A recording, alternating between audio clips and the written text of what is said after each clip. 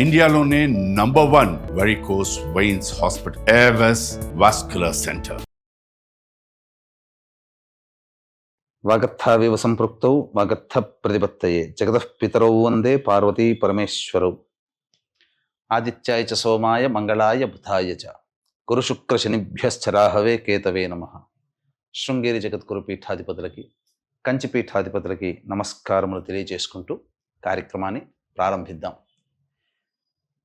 వీక్షించేటువంటి ప్రేక్షకులకి ఒక ముఖ్య గమనిక. అనేక మంది తమ యొక్క ప్రశ్నలని కామెంట్స్ రూపంలో తెలియజేశారు. కొంతమంది మెసేజ్ రూపంలో కూడా పంపించడం జరిగింది.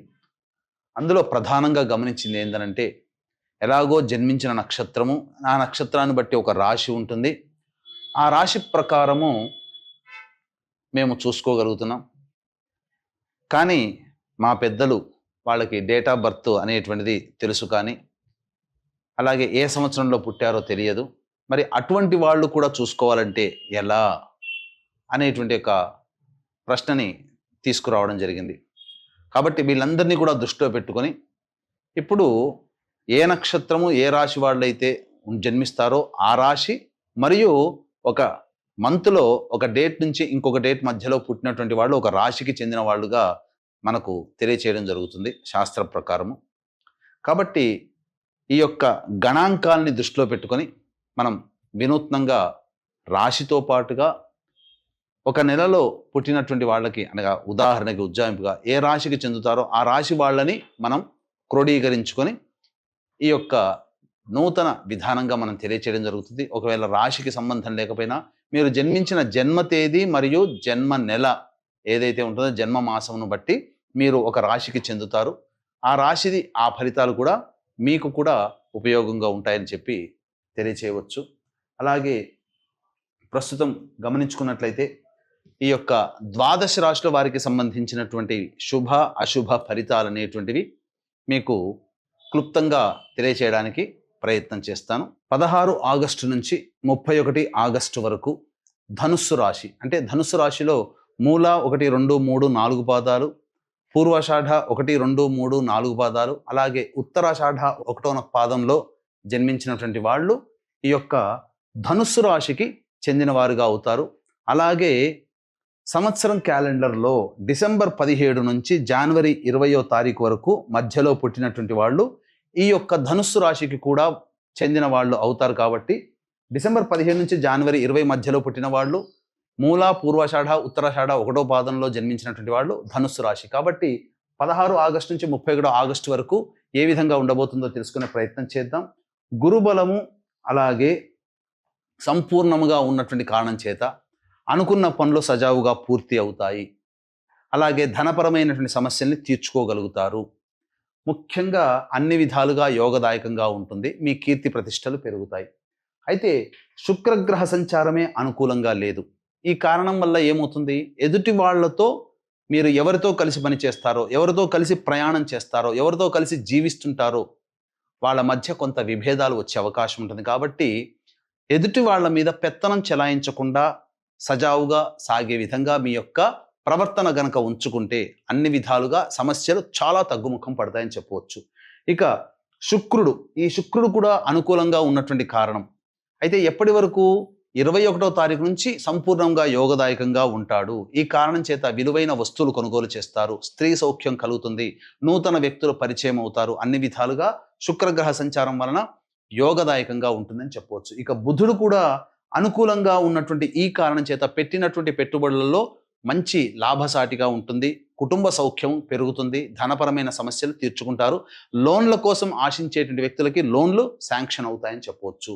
అలాగే రవి కేతు యొక్క సంచారము అనుకూలంగా లేదు. ఈ కారణం చేస్తున్నటువంటి వృత్తి ఉద్యోగ వ్యాపారాల్లో ఇన్సెక్యూరిటీ అనేటువంటిది ఉంటుంది. కాబట్టి దైవానుగ్రహాన్ని పొందే ప్రయత్నం చేయండి. అలాగే ప్రభుత్వ పరముగా పన్నులని కట్టాల్సినటువంటి పరిస్థితి వస్తుంది. ఇక కుజగ్రహ సంచారము అనుకూలంగా లేదు. కాబట్టి మళ్ళీ వృత్తి ఉద్యోగ వ్యాపారాల్లో కొంత ఆందోళన ఉంటుంది, కోపం అధికంగా ఉంటుంది. కాబట్టి కోపాన్ని తగ్గించుకునే ప్రయత్నం చేయండి. రాహువు శని సంచారం సంపూర్ణంగా యోగదాయకంగా ఉంటుంది. ధనుస్సు రాశి వారికి అర్ధాష్టమ శని దోషం ఉన్నప్పటికీ కూడా శని వక్రీకరించి కొంత శుభుడుగా మారుతున్నటువంటి కారణం చేత ఇప్పటి వరకు మీకు సహాయం అంటే వెనుదిరిగినటువంటి వ్యక్తులు మీకు సహాయ సహకారాలు అందించే అవకాశం ఇటు శని రాహులు గురుగ్రహ ప్రభావం వలన కలుగుతాయి. ఏతావాత చెప్పొచ్చేది ఏమిటంటే మిశ్రమమైనటువంటి ఫలితాలు మీకు కలుగుతాయి. అన్ని విధాలుగా యోగదాయకంగా ఉంటుంది. ఈ రాశిలో జన్మించినటువంటి స్త్రీలకి 21వ తారీఖు నుంచి మీ మాట వేదవాక్కుగా కుటుంబ సభ్యులు ఇంటా బయట మీ మాటని వినడం ద్వారా మీకు ఆనందాన్ని కలగజేస్తారు. అలాగే మీకు గౌరవ మర్యాదలు పెరుగుతాయి. అన్ని విధాలుగా యోగదాయకంగా ఉంటుంది. ధనపరమైన సమస్యలను తీర్చుకుంటారు. విలువైన ఆభరణాలు కొనుగోలు చేసే అవకాశం ఉంటుంది. మీరు సౌఖ్యవంతమైన జీవితంలో మీరు ఉంటారు. మానసిక శారీరక ఒత్తిడి నుంచి బయటపడతారు. మెల్లమెల్లగా సమస్యల నుంచి మీకు ఉపశమనం లభిస్తుందని చెప్పవచ్చు. అలాగే ఈ యొక్క రాశిలో జన్మించినటువంటి ఉద్యోగస్తులు వేరే సంస్థల్లో ఉద్యోగం మారడానికి సమయం అనుకూలంగా లేదు. ఇక రెండవ పాయింట్, నిరుద్యోగస్తులు బాగా కష్టపడితే తప్ప ఫలితాన్ని పొందలేనటువంటి పరిస్థితి. ఇక వివాహ సంబంధమైనటువంటి విషయాల్లో పెద్దవాళ్ల సహాయ సహకారాలు సలహాలు పాటిస్తేనే మీకు వివాహ సంబంధాలు అనుకూలంగా ఉంటాయి. 21వ తారీఖు నుంచి అన్ని విధాలుగా యోగదాయకంగా ఉంటుంది. సంతానం కోసం ఎదురు చూసేటువంటి వ్యక్తులకి చక్కటి శుభ సమయంగా చెప్పవచ్చు. మంచి సంతానం కలుగుతుంది. అన్ని విధాలుగా యోగదాయకంగా ఉంటుందని చెప్పవచ్చు. అయితే ఈ యొక్క వీక్షించేటువంటి ప్రేక్షకులకి గమనిక, ఈ సంబంధించినటువంటి శ్రావణ అమావాస్య మహామహిమాన్వితమైనటువంటిది. మళ్ళీ ఇంకొక వచ్చే శ్రావణ మాసం కోసం ఎదురు చూడాల్సిందే. ఎందుకంటే చతుర్దశి అమావాస్య కలిసి ఆశ్లేష నక్షత్రం ఉన్నటువంటి రోజున మీ జాతకరీత్యా అంటే ప్రతి వ్యక్తి కూడాను ఎన్నో ప్రయత్నాలు చేస్తుంటాడు. ఆ ప్రయత్నాల్లో అన్ని ఆటంకాలే, అన్ని దగ్గర దాకా వచ్చి వెనక్కి వెళ్ళిపోతాయి. ఇంటర్వ్యూలు కానీ ఉద్యోగాలు కానీ ఏదైనప్పటికీ కూడా. అలాగే ఎన్ని పూజలు చేశామో ఫలించట్లేదు, దేవుడు లేడనే స్థాయికి. అలాగే నిజాయితీగా ఎంత కష్టపడ్డా ఆ కష్టపడ్డ ఫలితాన్ని పొందలేకపోవడం, పెళ్ళిళ్ళు కాకపోవడం, సంతానం కలగకపోవడం, దాంపత్య సమస్యలతో బాధపడుతుండడం, ఒకటా రెండా అన్ని సమస్యలే చుట్టుముట్టు ఉంటాయి. ఏ సమస్య పరిష్కారం కాదు. అన్నిటికంటే మించి ధనవంతులు కావాలనే కోరిక కలగానే మిగిలిపోతుంది. అన్నీ దగ్గర దాకా వచ్చి వెనక్కి వెళ్ళిపోతాయి. ఇటువంటి వాటికి ప్రధానంగా మీ కుటుంబంలో పితృదోషం ఉన్నట్టే లెక్క. పితృదోషం అంటే తండ్రి వైపు 6 తరాలు, తల్లి వైపు 3 తరాలలో ఏవైనా దుర్మరణాలంటే road accident, fire accident, suicide attempt, నదిలో బావిలో పడి చనిపోవడం, ఇంట్లోంచి వెళ్ళిపోవడం, లివర్ ఫెయిల్యూర్, కిడ్నీ ఫెయిల్యూర్, క్యాన్సర్తో చనిపోవడం, 60 సంవత్సరాల లోపల ఏ విధంగానైనా చనిపోయినా, పెళ్లి కాకుండా చనిపోయినా, పిండ ప్రదానాలు పెట్టకపోయినా, ఇవన్నీ పితృదోషాలు అంటారు. ఇట్టి పితృదోష నివారణకి మన పీఠం ఆధ్వర్యంలో గత 12 సంవత్సరాలుగా ఎన్నో కార్యక్రమాలు, వేల మందిని జీవితాలు బాగుపరిచిన సంఘటనలు ఉన్నాయి. కాబట్టి శ్రావణ అమావాస్య రోజున మహామహిమాన్వితమైనది కాబట్టి ఈ 22వ తారీఖు రోజున చేయించడం జరుగుతుంది. 20వ తారీఖు లోపల మీ గోతనామాలు నమోదు చేసుకోవచ్చు. 21న బయలుదేరుతాం. 22న కార్యక్రమం జరిపించుకొని మళ్ళీ తిరిగి 23వ తారీఖుల్లో వస్తాం. అవకాశం ఉన్న వాళ్ళు ఈ కార్యక్రమంలో నమోదు చేసుకోదలిచిన వాళ్ళు కార్యక్రమ తదనంతరం కాంటాక్ట్ చేసి పూర్తి వివరాలు తెలుసుకోవచ్చు. ఇక రోజువారీ కార్యక్రమాలలో భాగంగా 16 నుంచి 31వ తారీఖు వరకు ఏ విధంగా ఉండబోతుందో తెలుసుకునే ప్రయత్నం చేద్దాం. 16వ తారీఖు రోజున సంతానం మూలకంగా ఖర్చులు సమస్యలు పెరుగుతాయి. వృధా కాలయాపన జరుగుతుంది. అలాగే జాతకరీత్యా జాగ్రత్తగా ఉండాల్సినటువంటి పరిస్థితి. 17, 18, 19, 20 ఈ తేదీలలో అన్ని విధాలుగా యోగదాయకంగా ఉంటుంది.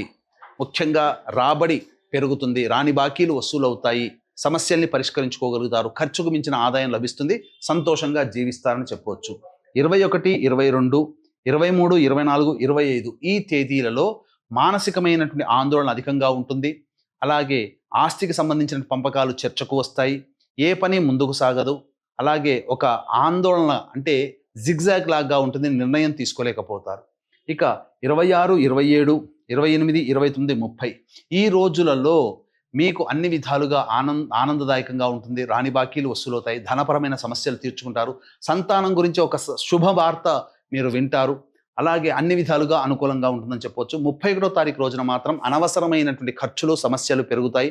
రాని బాకీలు రాకపోవడం, ఖర్చులు పెరగడం, మానసికమైన ఆందోళన ఉండడం, వృధా ప్రయాణాలు జరగడం గమనించవచ్చు. తర్వాత చెప్పొచ్చేది ఏమిటంటే శుభ అశుభ మిశ్రమ ఫలితాలు ఈ యొక్క ధనుస్సు రాశిలో జన్మించినటువంటి వారికి డిసెంబర్ 17 నుంచి జనవరి 20 మధ్యలో పుట్టినటువంటి వారికి ఉంటాయి. కాబట్టి జాతకరీత్యా వచ్చేటువంటి సమస్యల పరిష్కారం కోసం ప్రతిరోజు చంద్రశేఖర అష్టక పారాయణం, విష్ణు సహస్రనామ పారాయణం చేస్తూ ఉండండి.